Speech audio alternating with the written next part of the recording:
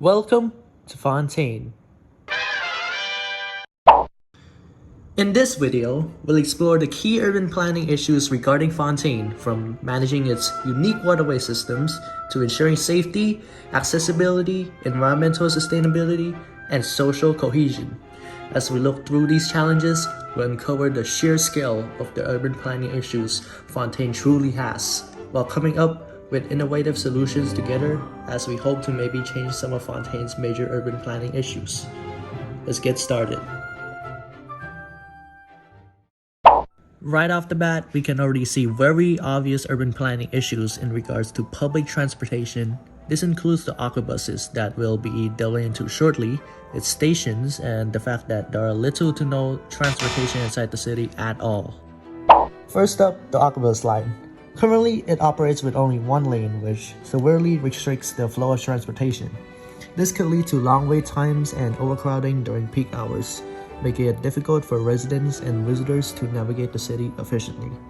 The solution to this problem is probably to introduce multiple lanes for aquabus routes to allow for more frequent service and reduce wait times for passengers. Let me give you a rough sketch of my idea. So you guys see that there's only one lane here. Yeah, just multiply that by 4, maybe even 5, which all leads to the Court of Fontaine. This way, it'll free up congestion and lessen the waiting time for visitors and the Fontainian people. Next, let's talk about the aquabus stations. They only have one elevator and a lack of integrated staircases that leads to the top of the station. This would further pose significant challenges for the waiting time of each of these stations, as there are only one elevator for each of them. Since one of the only ways to get into the Court of Fontaine is by taking the elevator, it becomes even more apparent that the infrastructure design is poorly executed. Heck, if taking the elevator is the only way of getting into the city, even 4 elevators would be reasonable. Implementing a staircase to the aquabus station of the Court of Fontaine leading to the city would redeem the extremely restrictive access to the inner city as well. The solution to this problem is to install more elevators leading to the top of the aquabus station and add a spiral staircase encircling the station, which allows people an alternative if the elevators were to malfunction or become too crowded in peak hours. Oh, and due to the raw height of each of these stations, we could also install rest areas along the staircases where people can just, relax just in case they get too tired from walking up so many steps. One of the most striking features of Fontaine is the noticeable absence of vehicles within the city's courts. This would raise important questions about how well land-based transportation integrates with the existing waterways, because without efficient land transport options, getting around the massive Court of Fontaine can be quite challenging. Like, look at this!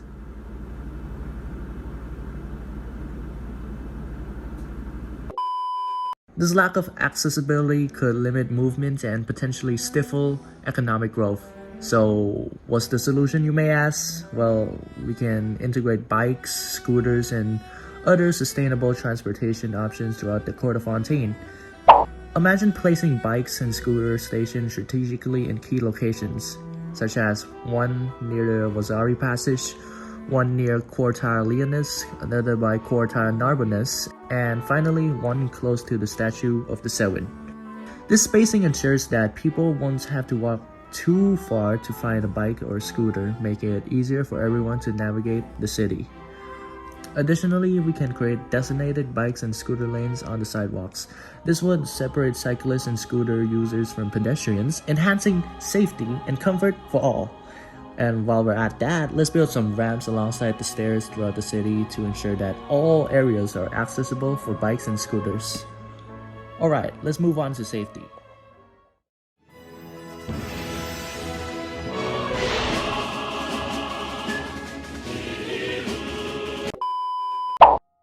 If you finish Fontaine's Archon Quest storyline, you would know that the Court of Fontaine is notorious for crimes being carried out and the culprit usually getting away with it. 3 great examples of this would be the serial disappearance case in which a person named Vasher was kidnapping young beautiful girls for his experiment for years without ever being caught. Linny and Lynette stealing people's wallets and valuables in broad daylight, and finally the framing of Talus's act of homicide, whom was the boss of Spina de Rosola. And considering that trials of homicide and murder are hosted almost daily at the Opera Epiclese, it's safe to assume that Fontaine is not much of a safe city to live in, even with the presence of gardamettes around the area. But what is the reason for so many crimes being committed, you may ask? Well, here are some of them. There are little to no surveillance cameras present in Fontaine, which makes people more willing to carry out crimes if they knew they wouldn't be caught anyways.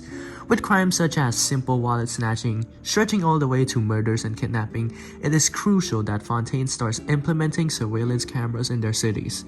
These surveillance cameras can be implemented in poorly lit streets, dark alleyways, and especially in areas where crimes are carried out the most. Surveillance cameras could also be placed on top of streetlights and buildings where they get a wide view of what's happening in the city. This one change could decrease the crime rate and detect any illegal activities being conducted in the Court of Fontaine, significantly making the city much more safe and disallowing anyone from being wrongly accused. As such, due to Fontainians being particularly savvy with technologies, they have created mechs called gardamettes to patrol the Court of Fontaine 24/7. Unfortunately, they only patrol certain areas in the Court of Fontaine, leaving smaller and less crowded areas unchecked. Because of this, people that are present in those unpatrolled areas could be victim of crime without anybody even seeing who the culprit is. The solution to this issue is simply to install gardamettes in these areas where there aren't many patrol. But with gardamettes being extremely expensive as stated in the lore, Fontaine could hire Melusines to patrol these areas instead, since they have powerful eyesight and a strong perception relative to that of normal humans. This would probably lead to a decrease in crime and people being dissuaded into carrying out crimes if there are multiple authorities around to keep watch of every bit of the Court of Fontaine.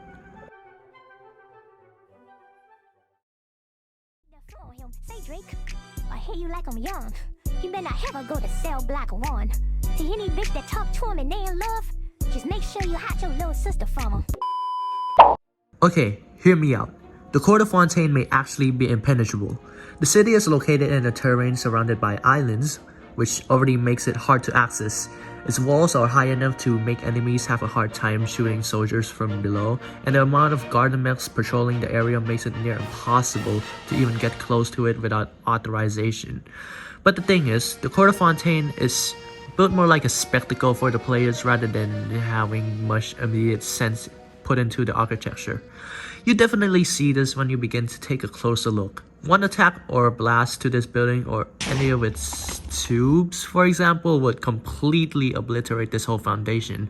All this to say that the city has a lot of weak points, but the bright side is that it's difficult to access, so not super likely to happen. Given that the walls are super high and hard to access, the only way to access the city would be by the Arquebus, which then again has an extremely long waiting time. There are no gates to the city, only 3 access points into the massive city aside from the Arquebus, which all requires the use of elevators, severely increasing the waiting time. So the only way you can get into the city without using the Arquebus line is by scaling the walls, which is near impossible due to the gardamettes patrolling the area and simply because no regular human is capable of doing that. The solution to this is probably to add 4 gates all evenly spaced out between one another to ensure that there's more than one singular access points to the city, while giving visitors and citizens more options to access the city other than the omnibus lanes and the limited access points which require the use of elevators. All Fontaine would have to do really is to implement guards and gardamettes around the city's newly added gates, make towers so soldiers would have the high ground to shoot down unwanted enemies and protect the city. If they were to implement this solution, it would not only allow the city to be more accessible to the people, but it would also allow for better transportation of goods and services in and out of the city due to the increased accessibility, while also ensuring its safety for all of its citizens. Now, let's move on to its environmental sustainability.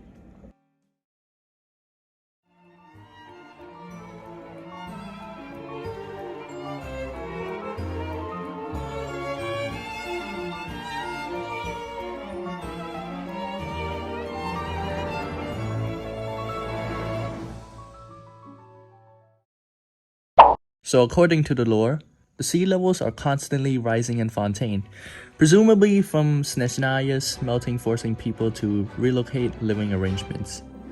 There's a major energy crisis because harvesting the people's beliefs as renewable energy isn't feasible on the long run, forcing people to look into more unstable energy sources such as pneuma and osea. There's a high demand for organic imports since they are more of an industrial nation, and according to the NPC Santin, the air in Fontaine is polluted, presumably from the heavy reliance on industrial technology in the region.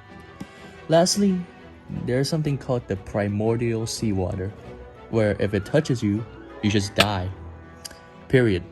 And here's the funny thing, it's literally located underneath Fontaine. So if a very bad flood were to happen in the port of Fontaine, every single person would be dissolved into water.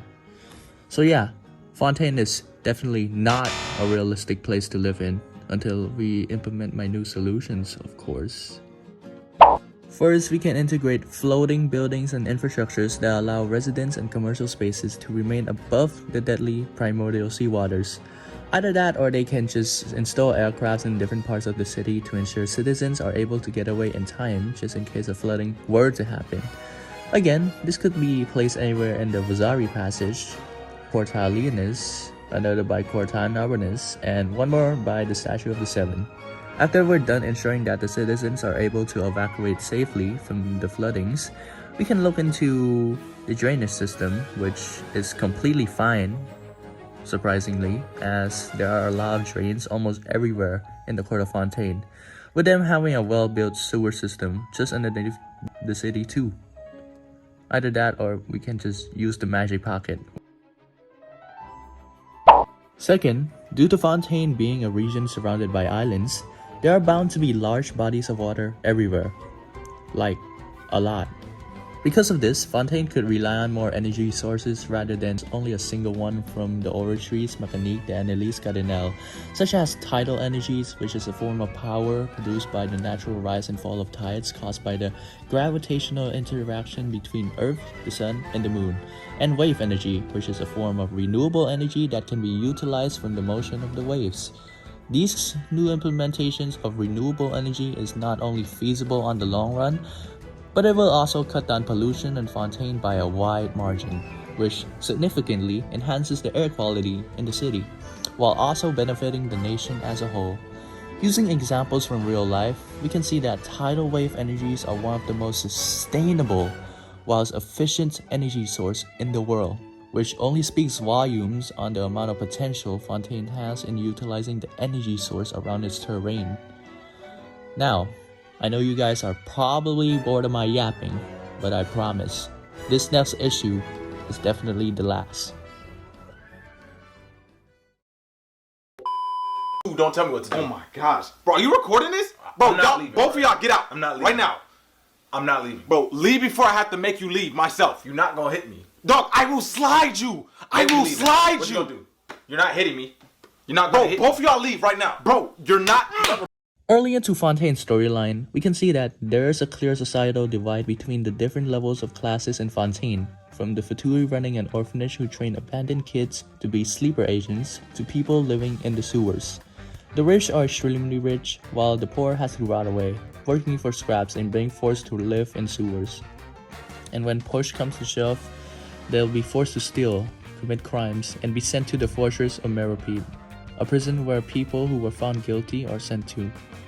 Surprisingly, there are many orphans that are either abandoned, sold to human trafficking, sexually assaulted, and taken by the fatui to train them into becoming sleeper agents. To combat this problem, Fontaine could create programs where they can offer job training, educational programs, and cultural activities, helping residents develop skills and connect with one another.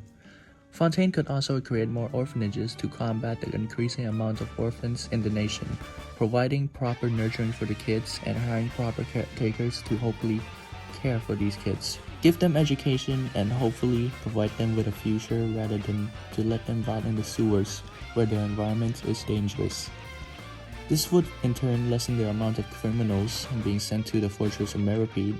Not only that, it will also decrease the amount of residents living in the sewers, prevent human trafficking and keep the kids safe while also dissuading the pwease from taking them in and training them to be sleeper agents that could leak important information about Fontaine to the pwease, all because we provided a helping hand for these children.